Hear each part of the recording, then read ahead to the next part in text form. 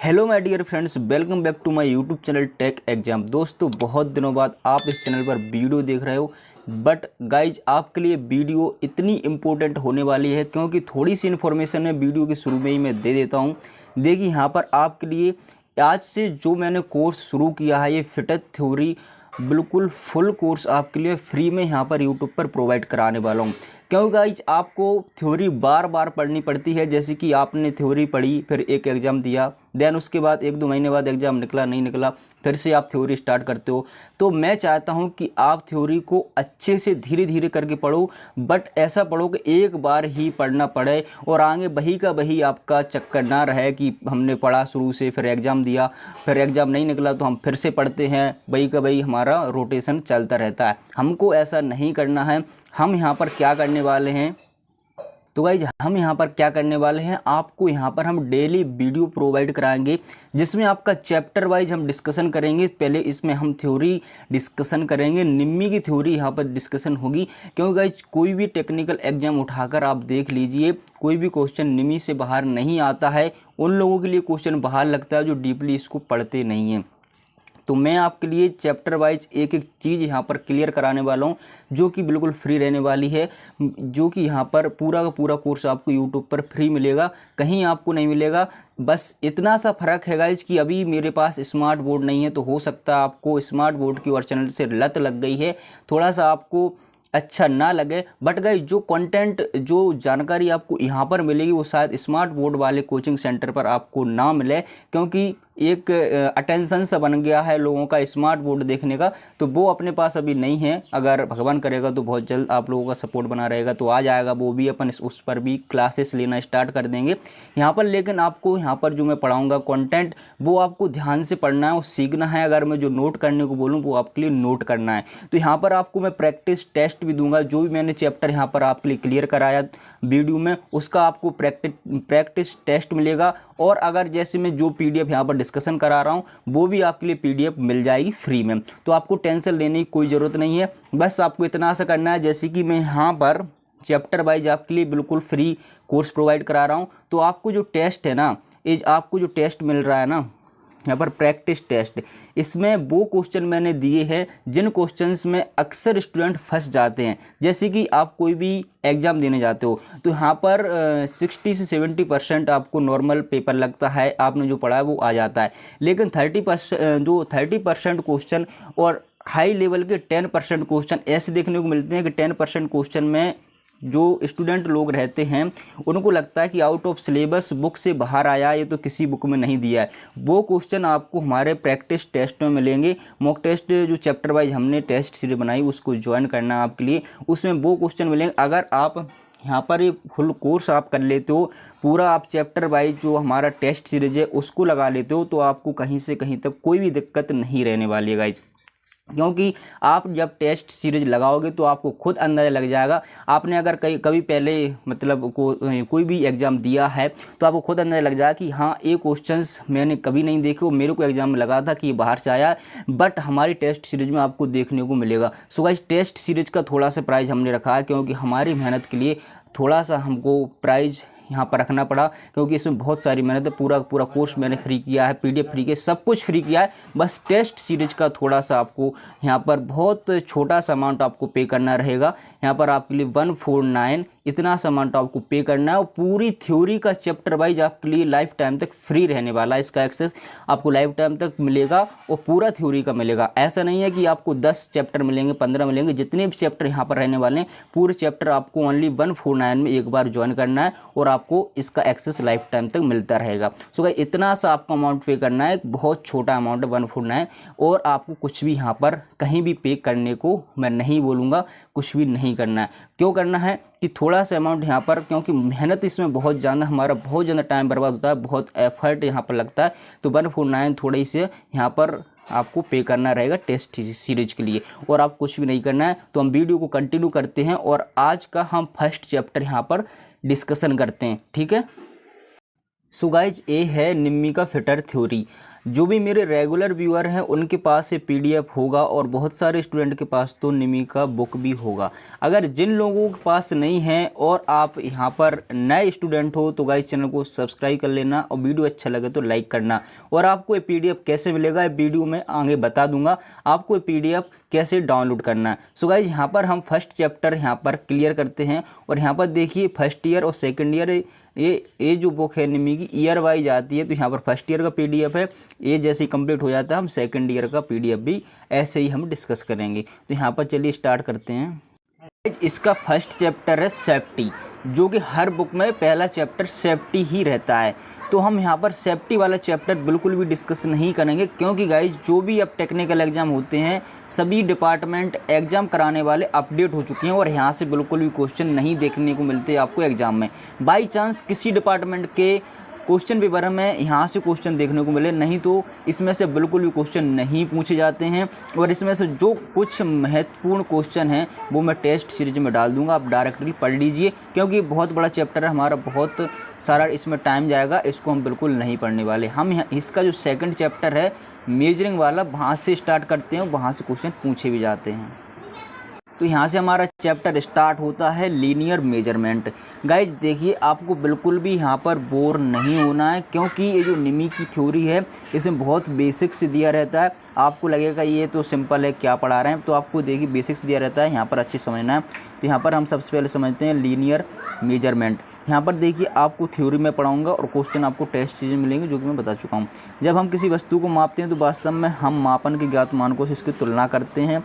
SI के अनुसार लंबाई की मूल इकाई बेस यूनिट मीटर होती है। तो यहाँ पर जैसे कि यहाँ पर आप देखोगे तो यहाँ पर कुछ बेस यूनिट दिए गई हैं, जैसे कि मीटर में 1000 mm होते हैं, सेंटीमीटर में 10 mm होते हैं, मिलीमीटर में 1000 माइक्रोन होता है, 1 माइक्रोन 0.001 mm होता है। और यहाँ पर आप देखोगे तो यहाँ पर आपको स्केल दिखाई गई है। सामान्यतः इंजीनियरिंग कार्यों लंबाई की अधिमानत इकाई mm होती है। ठीक है, ज़्यादातर कहीं भी आप वर्कशॉप में जाओगे, कोई कंपनी में जाओगे तो बहुत जो भी आपको मेजरमेंट मिलेगा, लेंथ मिलेगी, वो आपको mm में मिलेगा, चाहे आपकी लेंथ हो ब्रेड्थ तो कुछ ही mm में मिलेगा। तो यहाँ पर देखिए सभी बड़ी एवं छोटी विमाएँ मिलीमीटर में वर्णित की जाती हैं, जो कि मैंने अभी आपको बताया है।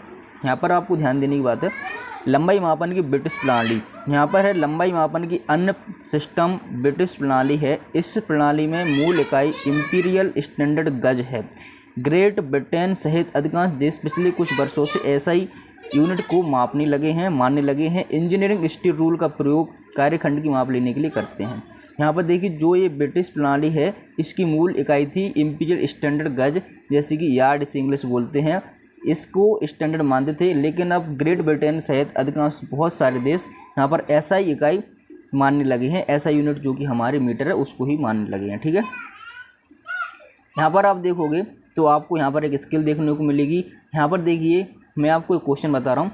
स्टील, यहाँ पर स्टील रूल स्प्रिंग स्टील या स्टेनलेस स्टील की बनी होती है। ठीक है, आपको कन्फ्यूजन नहीं होना है, कई बार तो ये डायरेक्ट क्वेश्चन पूछ लिया जाता है कि स्टील रूल किस धातु की बनी होती है, तो स्टेनलेस स्टील। ठीक है, स्प्रिंग स्टील या स्टेनलेस स्टील, दो ऑप्शन आपको दिखें तो कोई एक टिक कर देना है।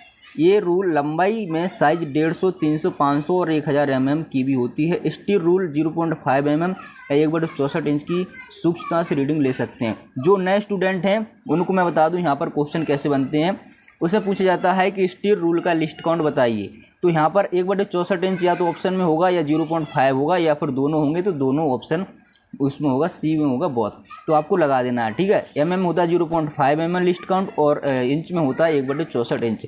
और यहाँ पर एक नया क्वेश्चन बनने लगा है जो कि बहुत सारे स्टूडेंट यहाँ पर ध्यान नहीं देते हैं और सिंपल सा क्वेश्चन वहाँ पर गलत कर देते हैं। यहाँ पर क्वेश्चन कुछ इस प्रकार से बनने लगा है कि स्टैंडर्ड स्टील रूल निम्न में से किस लंबाई में नहीं होती है।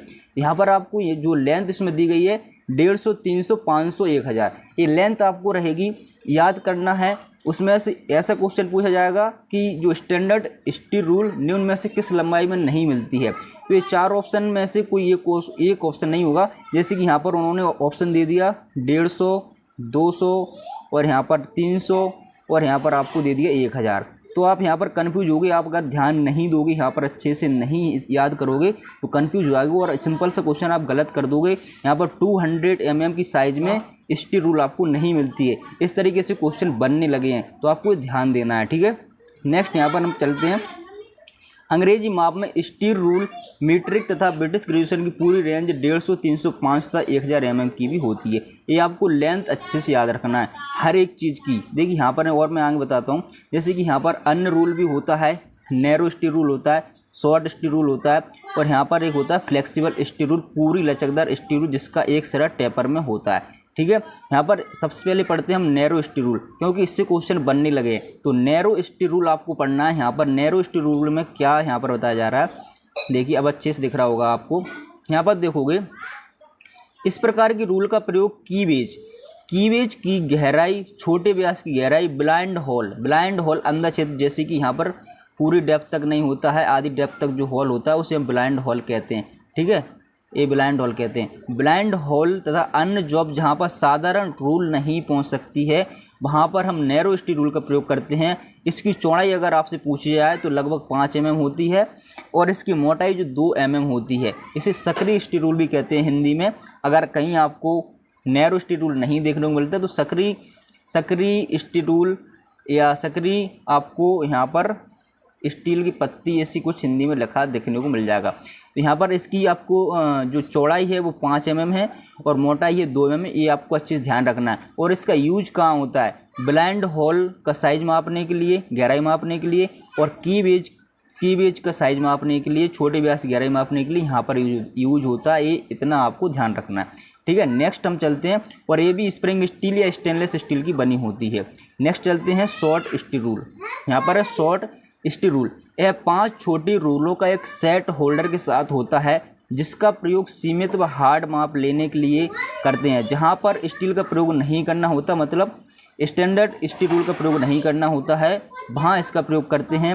यह ग्रूव छोटे शोल्डर, यानी कि जो ग्रूव होते हैं, छोटे शोल्डर होते हैं, की भी होते हैं, उनको मापने के लिए शॉर्ट स्टील रूल का प्रयोग करते हैं। तथा शेपर मिलिंग के टूल तथा डाई मशीनिंग की क्रियाओं में भी करते हैं। जो शेपर और मिलिंग के जो टूल होते हैं उनका मेजरिंग थोड़ा बहुत करना है, यहाँ पर शॉर्ट स्टील रूल का प्रयोग करते हैं। क्योंकि हम शेपर मशीन से कोई स्लॉट बना रहे हैं तो उसका हम माप लेंगे तो शॉर्ट स्टील रूल से करेंगे। मिलिंग से कोई हमने स्लॉट की बनाया तो उसका जॉब का माप लेने के लिए शॉर्ट स्टील रूल का प्रयोग करेंगे।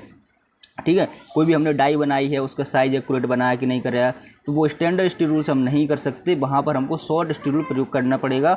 और ये भी हमारी किसकी बनी होती है, स्प्रिंग स्टील या स्टेनलेस स्टील की बनी होती है। यहाँ पर आप नीचे इसका चित्र देखोगे, कहीं कहीं तो डायरेक्ट आपको यहाँ पर फिगर देखने को मिलता है और पूछ लिया जाता है कि ये कौन सा स्टील रूल है। यहाँ पर आपको सबसे महत्वपूर्ण बात जो ध्यान रखना है, इसका जो 5 रूलों का सेट इसमें होता है, इसका आपको साइज याद रखना है और इसमें छोटी बड़ी आपके लिए देखना है।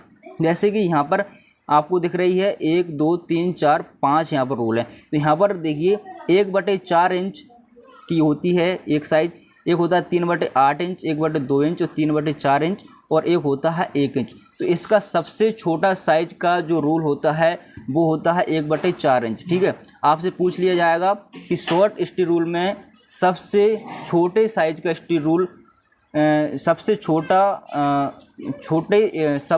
छोटे स्टील रूल का साइज क्या है। तो यहाँ पर आपको ऑप्शन में चारों देखने को मिल जाएंगे। आप अगर ध्यान नहीं दोगे यहाँ पर तो कंफ्यूज हो जाओगे। 1/4 इंच सबसे छोटा है। और यहाँ से अगर आपसे पूछा जाएगा कि शॉर्ट स्टील रूल के सबसे बड़े शॉर्ट स्टील रूल से बड़े से बड़ा कितना माप सकते हैं, तो 1 इंच तक हम यहाँ इससे बड़े से बड़ा माप को माप सकते हैं। 1 इंच से ज़्यादा यहाँ पर हम मेजर नहीं कर सकते हैं। इसका सबसे बड़ा जो रूल होता है उसका साइज होता है 1 इंच। इस बात का आपको ध्यान रखना है। और आपको यहाँ पर ये चारों रूल का जो साइज है वो ध्यान रखना, 1/4 इंच, 3/8 इंच, 1/2 इंच, 3/4 इंच और 1 इंच। क्योंकि ऐसा भी क्वेश्चन बनता है, आपको पूछा जाएगा कि निम्न में से कौन सा रूल शॉर्ट स्टील रूल का साइज नहीं है। तो यहाँ पर आपको ये 4 ऑप्शन में से कोई एक अलग से ऑप्शन दिया जाएगा। यहाँ पर जैसे कि 4/8 आपको दे देगा या 5/8 आपको दे देगा, तो वो आपको ऑप्शन इस प्रकार से घुमाएगा। क्योंकि अब एग्जामिनर बहुत ज़्यादा स्मार्ट शार्प माइंड हो गया है और आपको सिंपल क्वेश्चन में ही घुमा देता है। ठीक है, और आपको लगता है कि आउट ऑफ सिलेबस आया है। तो यहाँ पर आपको शॉर्ट स्टील रूल देखने को मिला। ठीक है, अब इसमें हम देखते हैं, यहाँ पर देखिए ज़्यादा ही जूम हो गया।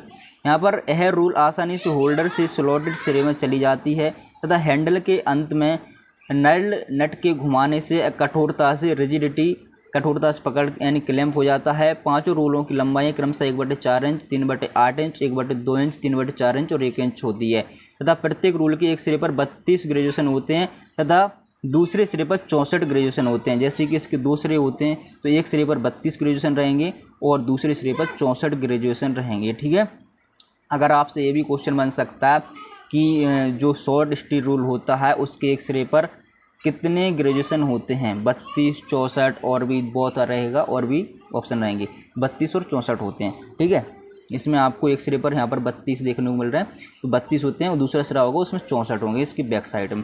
और यहाँ पर ए इसमें नट है, इसमें हम स्लॉट जो भी हमको मेजर करना है यहाँ पर हम उस रूल को यहाँ पर क्लैंप करते हैं। क्लैंप करने के बाद उस स्लॉट में यहाँ पर इस नट को घुमाते हैं तो कठोरता से पकड़ लेता है। देन उसके बाद उस स्लॉट में डालते हैं। इस तरीके से हम मेजर करते हैं इस स्टील रूल से।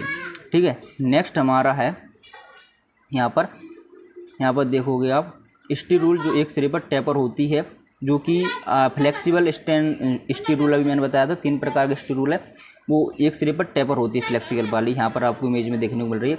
इस रूल का प्रयोग सभी प्रकार के कार्यों में करते हैं।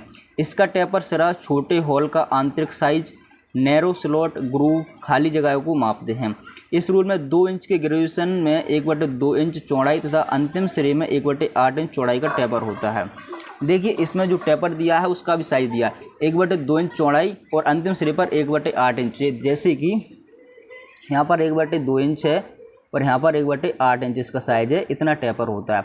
और इस रूल में 2 इंच के ग्रेजुएशन होते हैं, बस 2 इंच की ग्रेजुएशन होते हैं इस रूल में। ठीक है, स्टील रूल की शुद्धता बनाए रखने के लिए यह आवश्यक है कि इसका सिरा तथा सरफेस को खराब होने से बचाया जाए। ठीक है, फ्लेक्सिबल स्टील रूल से बहुत कम क्वेश्चन बनता है तो आपको इतना ही इसका ध्यान रखना है। नेक्स्ट यहाँ पर है कभी भी स्टील रूल को अन्य कटिंग टूल के साथ ना रखें, यदि काम नहीं है तो थोड़ा तेल लगाकर। तो नेक्स्ट हमारा आ जाता है एंगुलर मेजरमेंट यानी कि कोणीय मापन। बहुत सिंपल है, यहाँ पर देखोगे आप ऑब्जेक्ट के कोणों को कोणीय माप समान रूप से डिग्री, मिनट और सेकंड में व्यक्त किया जाता है। 1 डिग्री में 60 मिनट होते हैं और 1 मिनट में 60 सेकंड होते हैं। ठीक है, नेक्स्ट है यहाँ पर मौलिक और व्युत्पन्न इकाई यानी कि फंडामेंटल एंड ड्राइव्ड यूनिट। 2 प्रकार की यूनिट होती हैं, एक होती है फंडामेंटल, एक होती है ड्राइव्ड। जो दो या 2 से अधिक फंडामेंटल यूनिट से मिलकर बनती है उसे कहते हैं ड्राइव्ड यूनिट। यहाँ पर देखोगे आप कुछ मेजरमेंट ऑफ लेंथ का यहाँ पर दिया गया है। यहाँ पर है देखोगे आप माइक्रोन यानी कि 1 माइक्रोन में आपका ना कितना होता है 0.001 mm। 1 मिलीमीटर में होता है 1000 माइक्रोन। ठीक है, 1 मिलीमीटर में आपका होता है 1000 माइक्रोन। 1 सेंटीमीटर में 10 mm जो कि आपको पता होगा। यहाँ पर 1 डेसीमीटर में 10 सेंटीमीटर, 1 मीटर में 10 डेसीमीटर और यहाँ पर 1 डेकामीटर में 10 मीटर होते हैं। ठीक है, अब यहाँ पर स्टूडेंट गलती क्या करते हैं, जो नए स्टूडेंट होते हैं उन्होंने पढ़ा है और हर जगह हर बुक में उन्होंने पढ़ाया गया है 1 माइक्रोन में 0.001 mm होते हैं, बस यही रटाया गया। चाहे MCQ देखो, चाहे कोई हैंडबुक देखो, चाहे कहीं से MCQ की PDF ली हो तो उसमें यही आपको दिखेगा क्वेश्चन में 1 माइक्रोन में 0.001 mm होते हैं। अब एग्जामिनर क्या करने लगा गाइस, वो ये नहीं पूछता कि 1 माइक्रोन में कितने mm होते हैं। अब एग्जामिनर पूछता है 1 माइक्रोन में कितने सेंटीमीटर होते हैं, 1 माइक्रोन में कितने मीटर होते हैं। एग्जामिनर ऐसे पूछता है और ऑप्शन में फर्स्ट देगा 0.01 mm। सभी स्टूडेंट यही ऑप्शन देखेंगे और टिक करके आ जाते हैं। फिर बाद में एनालिसिस करते कोई बताता कि भाई ये गलत है, ऐसे ऐसे होना था, तब कहता ओ यार कितना सिंपल क्वेश्चन गलत हो गया। आपको करना क्या, ये यूनिट आपको निकाल लाना चाहिए। जैसे कि यहाँ पर उन्होंने बताया कि 1 mm में 1000 माइक्रोन होते हैं, तो अब आपको पता होगा कि 1 mm में जब 1000 माइक्रोन हो रहे हैं तो 1 mm में कितने यहाँ पर सेंटीमीटर होंगे। अगर उसने पूछा कि 1 सेंटीमीटर में कितने माइक्रोन होते हैं तो यहाँ पर 1 mm में आपको 0.1 सेंटीमीटर होता है। ठीक है, अब आपको इससे मल्टीप्लाई करना है यहाँ पर 0.001 से। ठीक है, क्योंकि यहाँ पर आप देखोगे तो 1 सेंटीमीटर में 10 mm होते हैं। जब आप 1 सेंटीमीटर 10 mm निकालोगे, 1 सेंटीमीटर में आप कितने होते हैं 10 mm। अब आपसे पूछ लिया और यहाँ पर 1 mm में आपका 0.001 माइक्रोन होता है, तो आपको यहाँ पर अगर पता चल जाए कि 1 mm में कितना सेंटीमीटर होता है, तो आपको क्या करना होगा, 1 के नीचे 10 को लाना होगा, तो आपको पता चलेगा कि 0.1 सेंटीमीटर होता है 1 mm में। और आपको यहाँ पर पता चलेगा कि 1 mm में इतना सेंटीमीटर होता है। उसने पूछा, अब दोबारा समझा देता हूँ। यहाँ पर आपको 1 सेंटीमीटर में 10 mm होता है, पता है आपके लिए, ठीक है, 10 mm होता है। अब उसने पूछा कि 1 सेंटीमीटर, उसने पूछा कि 1 सेंटीमीटर में कितने माइक्रोन होते हैं, कितने माइक्रोन होते हैं, ठीक है, ये पूछा। अब आपको पता है कि 1 सेंटीमीटर में जैसे कि 10 mm होता है, ठीक है, 1 सेंटीमीटर में 10 mm होता है, तो और 1 mm की वैल्यू होती है 0.001 माइक्रोन, ठीक है, 0.001 माइक्रोन होता है। तो अब 1 mm का मान है और यहाँ पर हमको निकालना है 10 mm का मान, क्योंकि 1 सेंटीमीटर 10 mm होता है, तो हमको 10 का कैसे निकालेंगे, 0.001 इसमें मल्टीप्लाई 10 कर देंगे। तो इसमें हमारा जब मल्टीप्लाई 10 करेंगे तो 1 पॉइंट बाद दशमलव यहाँ पर हट जाएगा, 0.01 सेंटीमीटर आ जाएगा। ये आपका करेक्ट आंसर है। और अगर ऐसी पूछता है वो कि 1 मीटर में कितना होता है, 1 मीटर बताइए, तो आपको निकाल लेना है। 1 मीटर में होता है हमारा 1000 mm। कितना होता है, 1000 mm। अब हमको 1000 mm को माइक्रोन में कन्वर्ट करना है, तो 1000 का हम यहाँ पर मल्टीप्लाई कर देंगे, तो अपना जो भी निकल के आएगा वो अपना क्या हो जाएगा, यहाँ पर 1000 mm 1 मीटर में जितना भी निकल के आएगा वो अपना यहाँ पर ऑप्शन रहेगा, आपको कर देना है। तो यहाँ पर 1 सेंटीमीटर में 0.01 माइक्रोन होता है। इस प्रकार से निकालना। ये बहुत ज़्यादा मैंने क्वेश्चन देखा है गाइज, बहुत ज़्यादा पूछने लगा है हर कोई डिपार्टमेंट, और इस क्वेश्चन को मोस्टली स्टूडेंट गलत करके आते हैं। तो यहाँ पर इंच में भी देख लेते हैं, 1000 ऑफ इंच है, इंच 1 इंच दिया है, 1 फुट में 12 इंच होते हैं, 1 गज में 3 फुट होते हैं, 1 फरलांग 220 गज होते हैं, 1 मील में 8 फरलांग होते हैं, ठीक है। यहाँ पर मैंने यूनिट एंड मेजरमेंट का चैप्टर आपको क्लियर कराया। आई होप कि आपको काफ़ी पसंद आया होगा। अगर कोई डाउट है तो मेरे से यहाँ पर पूछ सकते हो, टेलीग्राम चैनल पर कमेंट बॉक्स में आपको रिप्लाई जरूर मिलेगा। यहाँ पर मैं कुछ जानकारी आपके लिए बता दूँ कि आपको मैंने बताया था कि PDF कहाँ से मिलेगा, तो मेरे टेलीग्राम चैनल पर आपको PDF मिल जाएगा। और मैंने आपके लिए बताया था टेस्ट सीरीज का, यहाँ पर टेस्ट सीरीज की थोड़ी सी इन्फॉर्मेशन है कि उसमें आपके लिए 50 क्वेश्चन मिलेंगे। एक क्वेश्चन आपका 3 नंबर का रहेगा, और अगर आप गलत करते हो तो आपका 1 नंबर डिडक्ट कर लिया जाएगा, माइनस मार्किंग उसमें रहने वाली है, ठीक है। हिंदी इंग्लिश दोनों लैंग्वेज में क्वेश्चन रहेंगे। और आपको यहाँ पर जैसे मैं इसकी आपको ज्वाइन कैसे करना है, इसके डिस्क्रिप्शन में आपको लिंक मिलेगी। उस लिंक पर आप जैसे क्लिक करोगे आपको वहाँ पर सारी पहले डिटेल मिलेगी, उसके बाद नेक्स्ट करोगे आपको वहाँ पर 149 का ऑप्शन मिलेगा, और नीचे आपको कुछ ईमेल और फ़ोन और अपना नेम और ट्रेड आपको फिल करना है। उसमें फिल करने के बाद नेक्स्ट करना है, और आपको 149 पे करना है। पे करने के बाद आपको उसी वेबसाइट पर बने रहना है, क्योंकि आपको रिडायरेक्ट किया जाएगा हमारी टेस्ट सीरीज की वेबसाइट पर। जैसे आपको रिडायरेक्ट हो जाएगा, 1-2 सेकंड 5 सेकंड वेट करना है आपको टेस्ट सीरीज ज्वाइन कर लेना है। ज्वाइन करने के बाद वहाँ पर आपको एक टेस्ट मिलेगा इसी चैप्टर का, वो आपके लिए लगाना है। और जब तक हम दूसरा चैप्टर का वीडियो आएगा आपको दूसरे चैप्टर का वहाँ पर टेस्ट भी अवेलेबल हो जाएगा। एक बार आपको 149 पे करना है, देन उसको आप क्रोम पर शॉर्टकट कर लीजिए या टैब में ओपन करके रखना, वहीं पर आपको टेस्ट देखने को मिलते रहेंगे। या आप ऐप डाउनलोड कर लीजिएगा सेंड एग्ज़ाम, सेंड, देखिए यहाँ पर आप ऐप भी डाउनलोड कर सकते हो, सेंड एग्ज़ाम करके ऐप है, इसमें आपको लॉगिन कर लेना है। वही आईडी पासवर्ड जो भी ईमेल आईडी आप उसमें डालोगे ज्वाइन करते टाइम, ईमेल फ़ोन नंबर, वही वहाँ पर लॉगिन करोगे तो आपको एज ए स्टूडेंट आपको लॉगिन करना है, तो आपको वो टेस्ट वहाँ पर ऐप में देखने को मिल जाएंगे। सो आई होप कि गाइज आप टेस्ट सीरीज को ज्वाइन करोगे और अपनी मेहनत को कंटिन्यू रखेंगे, क्योंकि पढ़ो ऐसा कि हर कोई पढ़ना चाहे आप जैसा। क्योंकि आपको सिर्फ एक बार पढ़ना है, बार बार का चक्कर हमको छोड़ देना है कि हम ज़िंदगी भर थ्योरी ही नहीं पढ़ते रहेंगे गाइज, और भी हमको लाइफ में करना है। तो आपको यहाँ पर जो मैंने स्ट्रेटजी बताई है वो आपको फॉलो करना है, और आप देखोगे जैसे हमारा कोर्स कंप्लीट हो जाएगा, आप यहाँ पर थ्योरी में कहीं भी कोई भी क्वेश्चन नहीं छोड़ने वाले हो। जो भी आप एग्ज़ाम देने जाओगे फोड़ कर आओगे गाइस, बस आपको अच्छे से पढ़ना है, मेहनत 100% अपने आप में देना, बस इतना करना है। चलिए गाइस मिलते हैं नेक्स्ट वीडियो में। वीडियो पसंद आया तो वीडियो को लाइक कर देना, अभी तक अगर चैनल को सब्सक्राइब नहीं किया तो सब्सक्राइब कर लेना, ताकि सबसे पहले आपको वीडियो मिलती रहे, कोई भी वीडियो आपसे मिस ना हो। Thanks for watching and bye bye.